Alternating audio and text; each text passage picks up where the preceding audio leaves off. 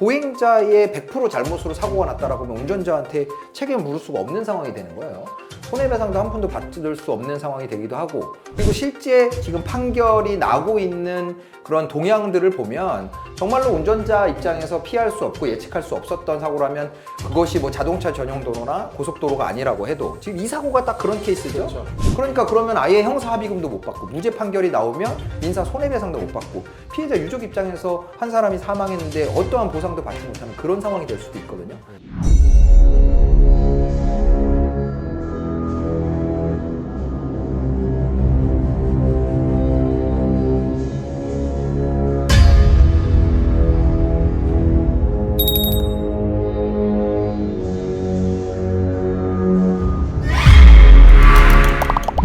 여러분 너무 놀라지 않으셨나요? 사고 진짜 좀 황당하게 일어났습니다. 설마 왼쪽에 사람이 앉아있을 거라고 상상도 하지 못했을 것 같고요. 영상 보시면 이제 교차로 지나다가 우측에 차가 한 대 서 있는 것을 이제 발견하고 그 차에 시선이 가 있는데 왼쪽에 사람이 앉아 있었던 거죠.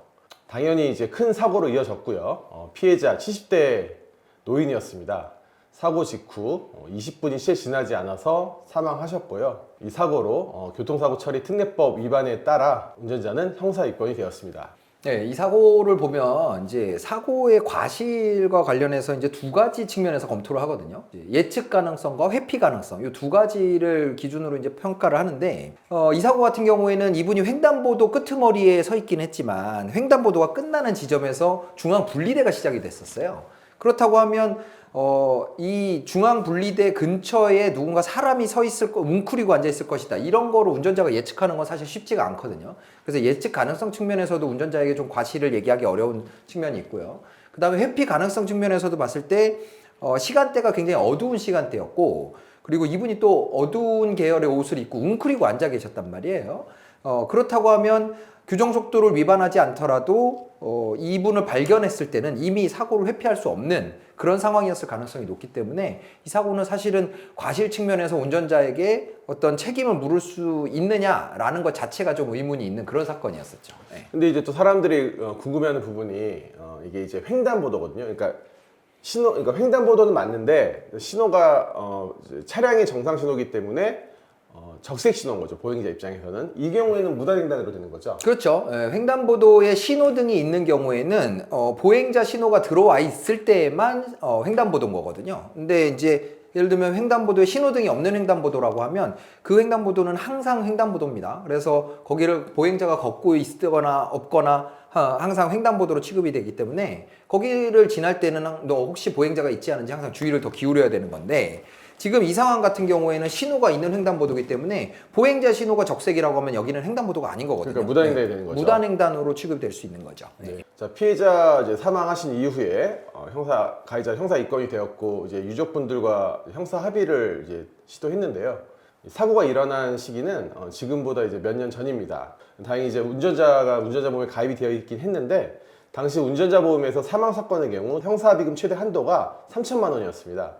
그러니까 이제 지금 같은 경우는 이제 2억 원인데요. 굉장히 큰 차이가 있죠. 그러니까 이제 당시에는 설사 이제 교통사고로 사람이 사망했더라도 운전자 보험사에서 지원되는 금액이 3천만 원이 최대였기 때문에 피해자 유족 입장에서 그 돈은 충분치 않다, 받아들일 수 없다. 처음에는 이제 그렇게 얘기를 하시다가 그래도 설득을 했고요. 그 다음에 피해자 과실 역시 적지 않았던 사고인 만큼 결국 합의는 이르게 됐습니다. 그러니까 이 사고 같은 경우에는 피해자 과실이 워낙에 큰 사건이기도 했고, 그리고 당시에는 운전자 보험에서 사망사고에 지급되는 보험금이 3천만 원이었었기 때문에 일반적으로 이제 운전자가 과실이 큰 사건에서도 사망사고의 형사합의금이 3천만 원 정도 수준에서 이제 협의가 이루어지는 상황이었었어요. 그러니까 유족들 입장에서는 통상적으로 이제 운전자 과실이 많은 사건에서도 3천만 원이면 합의를 보는데 더 버틴다고 하면 이렇게 말씀드리면은 좀 유족 입장에서는 좀 거슬리게 들리실 수도 있겠지만 어쨌든 사고는 잘잘못이라는 거를 가려야 되기 때문에 그렇게 봤을 때는 사실 민사적인 손해배상 관점에서 봤을 때 이분이 뭐 예를 들어서 무죄를 받거나 이러면 보행자의 100% 잘못으로 사고가 났다라고 하면 운전자한테 책임을 물을 수가 없는 상황이 되는 거예요.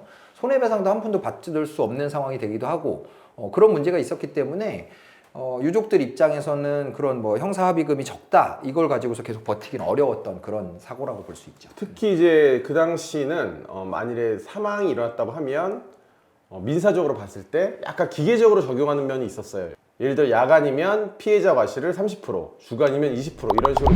이게 그러니까 한 10년 정도 전 판례들을 찾아보면 무단횡단 사고에서 피해자의 과실을 100%로 본, 그러니까 운전자가 무과실이라고 본 사건들은 자동차 전용도로, 고속도로 뭐 이런 데서 도저히 사람이 있을 거라고 전혀 예상할 수 없는 곳에서 발생하는 사고 아니면 그래도 운전자에게 과실이 있다 이렇게 했었는데, 이게 좀 현실적으로 이 구체적인 상황에 따라서 이제 판단이 많이 바뀌기 시작했어요.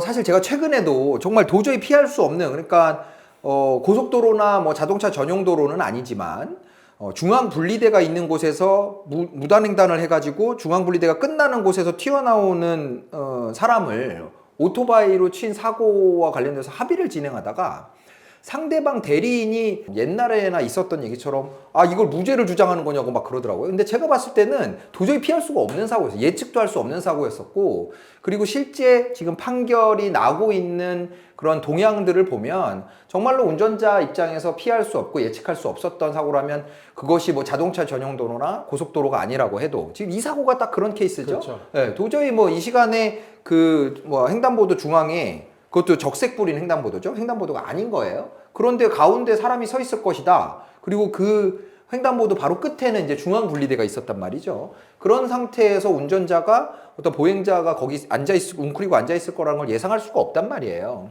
그래서 이런 거는 좀 일을 하시는 분들도 좀 생각을 하시고 유족분들도 생각을 하셔야 되는데, 물론 가족이 뭐 사망하는 교통사고가 났다 이런 부분은 너무나 안타까운 일이지만 객관적인 관점에서 판단을 좀 해보실 필요가 있습니다. 예. 도저히 뭐 운전자한테 뭔가 잘못을 묻기 어려운 사고라고 했을 때는 뭐 사망 사고니까 형사 합의금을 많이 달라 무작정 그럴 것이 아니라 그 사고의 상황이나 이런 걸 보고, 이런 케이스에서 만약에 형사 합의를 보지 않고 그러고 운전자는 계속 무죄를 다툰다라고 하면 요즘 같은 트렌드에서는 분명히 무죄 판결이 나올 수 있는 맞아요. 사건이거든요. 맞아요. 그러니까 그러면 아예 형사 합의금도 못 받고 무죄 판결이 나오면 민사 손해배상도 못 받고 피해자 유족 입장에서 한 사람이 사망했는데 어떠한 보상도 받지 못하는 그런 상황이 될 수도 있거든요. 그러니까 뭐 대리인도 마찬가지고 정확하게 설명을 해주셔야죠. 대리인으로서 피해자를 대리한다라고 했을 때도 도저히 이거는 운전자의 과실을 묻기 어려운 상황이다라고 했을 때는 정확히 사정을 설명을 하고 운전자 쪽에서 형사 합의를 제안해 온다 그러면 최대한 수용하는 쪽으로 그렇게 가는 것이 조금이라도 보상을 받을 수 있는 그런 거라는 걸 좀 생각하실 필요가 있어요. 네, 네. 자, 다시 이 사건으로 돌아오면 지금 변호사님 말씀하셨던 이제 요즘과는 다른 시기였기 때문에 이제 형사 입건되었고, 다만 워낙에 운전자가 억울한 상황 맞잖아요. 그래서 이제 그 운전자 의뢰인 분도 저에게 말씀하시기를 뭐 돌아가신 분한테 너무 안타깝지만 내가 이 사고의 유죄를 인정하는 것은 너무나 좀 힘들다. 합의는 내가 열심히 뭐 운전자 보험을 통해서 지불도 하고 노력을 하겠지만 이 유죄 인정 부분에 대해서는 좀 다퉈달라고 말씀을 하셨고요. 그래서 이제 아까 말씀드렸듯이 이제 운전자 보험을 통해서 형사 합의는 이루어졌고 이제 변호사님께서 혐의 없음을 이제 주장을 했습니다. 그래서 누차 말씀드리지만 과실이 없다라고 생각을 해도 수사기관 입장에서는 최종적인 판단 기관이 아니기 때문에 피해자가 계속 처벌을 원할 때는 뭐 무혐의 처분이나 불송치를 하기가 부담스러운 부분이 있거든요. 그래서 형사합의를 조기에 빨리 보시게 되면 그러면 수사기관 입장에서는 이제 피해자가 더 이상 이의를 제기하지 않겠다라는 표시를 한 거기 때문에 이런 상황에서 형사합의를 보면 빨리 조기에 불송치나 무혐의로 사건을 종결시킬 수가 있는 거죠. 그러니까 이제 여기서 말하는 형사합의는 죄를 인정하니까 뭐 용서해 주세요라는 의미의 형사합의보다는 네, 꼭 그렇진 않다라는 거죠. 그렇죠. 네. 그러니까 어떤 좀 본인의 주장에 힘을 좀 실기 위한 그러죠. 이제 그리고 행정기관에서 수사기관에서 어떤 처분을 그 가해자로 분류된 사람에 대한 처분을 좀 편하게 할 수 있도록 만들어주기 위한 수단이라고 생각하시면 되거든요. 네, 네. 그래서 이제 그런 것들이 영향을 줬는지 합의 그리고 이제 무혐의 주장한 것을 검찰이 받아들여 가지고 결국 이 사건 검찰 단계에서 혐의 없음에 따른 불기소 처분으로 종결되었습니다. 가해자 입장에서 이제 그런 경우들이 가끔 있어요. 상담을 하다 보면 내가 이거 합의 보면 내가 죄가 있다라는 걸 인정하는 거 아니냐 이렇게 말씀을 하시는데 지금 요즘의 수사 단계에서의 합의는 꼭 그런 의미라고 생각하실 필요는 없고요. 도의적인 관점에서 그리고 또 내가 어떤 조기 단계에서 사건을 나한테 유리하게 종결시키기 위한 수단으로서 이제 형사 합의를 보는 거기 때문에 꼭 뭐 내가 이 합의를 보면 죄가 있다는 걸 인정하는 의미다. 뭐 이렇게 생각하실 필요는 없고요. 만약에 그렇게 형사 합의를 보고 무혐의를 받았을 때 그때 형사 합의금이 유죄를 전제로 지급된 것이 아니냐라고 해서 반환 청구를 하면 어떡하냐 이렇게 이제 걱정하시는 경우도 있는데 피해자 입장에서 봤을 때는요. 근데 사실은 이 과거의 판례에서는 그런 판결이 있기는 합니다. 그러니까 유죄라는 것을 전제로 합의를 봤는데 무죄가 나왔으면 그 형사합의금을 지급한 사람이 착오에 기해서 지급한 거기 때문에 반환 의무가 있다. 뭐 이런 판결이 있긴 했었는데 제가 계속 말씀드리는 것처럼 이 지금 수사 단계에서의 형사합의금은 반드시 뭐 유죄를 전제로 하는 것이 아니라 내가 빨리 선처를 받아서 조기에 사건을 종결시킬 수 있는 그런 어떤 편의를 제공받는다라는 관점에서 형사 합의가 이루어지는 거기 때문에 뭐 무혐의, 무죄, 무혐의 처분 뭐 이런 게 나온다고 해서 뭐 지급했던 형사 합의금을 반환하라 뭐 이런 청구가 인정될 거라고는 생각하지 않고 있어요. 그러니까 편하게 형사합의 보시면 된다라는 결론입니다. 네. 오늘 영상 여기까지 하겠습니다. 자, 오늘도 안전운전 하시고요. 혹시 사고가 발생한다면 본모범인 LKS 이기루 병사 잊지 마시고요. 구독, 좋아요, 알림 설정 꼭 부탁드리겠습니다.